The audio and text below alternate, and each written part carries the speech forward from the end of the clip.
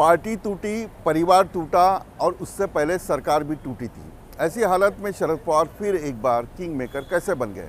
ये सवाल देश के हर जनता को पड़ा है, उसके सामने है ये सवाल, और ये सवाल का जवाब ढूंढने की कोशिश हम करेंगे। यहाँ एक बोर्ड लगा है, यहाँ राज उसी का चलता है जिसकी हिम्मत ताकत से बड़ी हो। बाप तो बाप रहेगा। शरद पवार ये 4 बार मुख्यमंत्री रह चुके हैं, केंद्र में मंत्री भी रह चुके हैं, लेकिन इस बार उनके सामने सबसे बड़ी चुनौती थी परिवार का टूटना, यानी अजित पवार ने पार्टी के ऊपर कब्जा जताना। साथ ही साथ शरद पवार के साथ जो विधायक थे वो विधायक भी छोड़कर चले गए।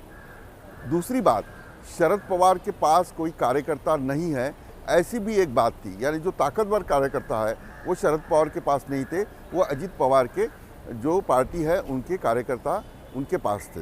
अब ऐसे में एक चुनावी चुनौती जो है वो शरद पवार ने अपने सर के ऊपर ली, अपने कंधे के ऊपर ली, और वो फिर एक बार किंग मेकर बने हैं। उसके 2-3 मुख्य कारण हैं। शरद पवार पिछले 50 साल से महाराष्ट्र की राजनीति में काम कर रहे हैं।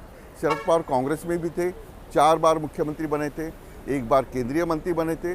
साथ साथ कांग्रेस छोड़कर उन्होंने अपनी दूसरी पार्टी बनाई थी 1999 में, वहाँ वो मुख्यमंत्री बने। उसके बाद वो फिर से कांग्रेस में आए, और सबसे बड़ी बात, जिस तरीके से शरद पवार राजनीति करते करते लोगों से जुड़ते हैं, जिस तरह से शरद पवार राजनीति करते करते किसानों से बात करते हैं, और साथ ही साथ महाराष्ट्र के जो सवाल है, किसानों को जो सवाल है वो लोगों के सामने रखते हैं, उसी के लेकर शरद पवार का एक ऑरा बना हुआ है।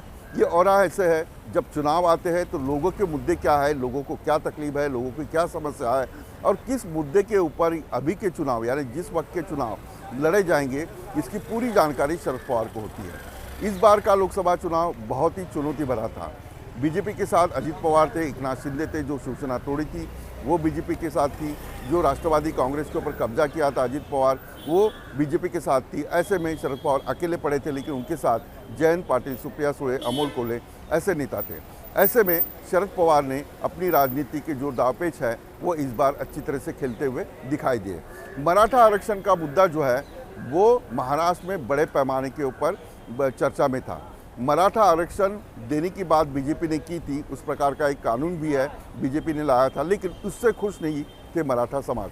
मनोज जरांगे पाटिल का जो आंदोलन है, उस आंदोलन से पूरे महाराष्ट्र के मराठा एकत्रित हुए थे, और 10 लाख लोग जो है वो मुंबई की ओर निकल पड़े थे। सरकार ने, एकनाथ शिंदे मुख्यमंत्री, देवेंद्र फडणवीस उप मुख्यमंत्री और अजित पवार उप मुख्यमंत्री, इन्होंने मराठा समाज को आरक्षण देने की बात कही, और उस प्रकार का एक प्रस्ताव विधानसभा में लाया था। लेकिन मराठा समाज इससे खुश नहीं था। सभी को आरक्षण मिलना चाहिए, वहाँ जो रिश्तेदार हैं उनको भी आरक्षण मिलना चाहिए, ये बात मराठा समाज ने रखी। तो ये नाराज़गी जो थी वो मराठा समाज में सरकार के खिलाफ थी।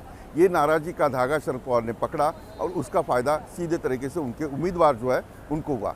दूसरी एक बात, जो संविधान 400 पार जो है वो सिर्फ संविधान बदलने के लिए चाहिए, और इस प्रकार का प्रचार बीजेपी कर रही है, ये मुद्दा जो है वो शरद पवार के पार्टी के उम्मीदवारों ने पकड़ा, और यही बात जो है वो प्रचार सभा में की गई।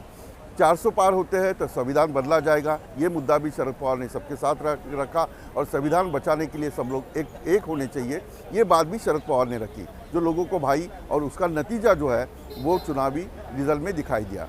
तीसरी बात, उद्धव ठाकरे को जो सिंपत्ति मिल रही है उसका फ़ायदा भी शरद पवार ने लिया।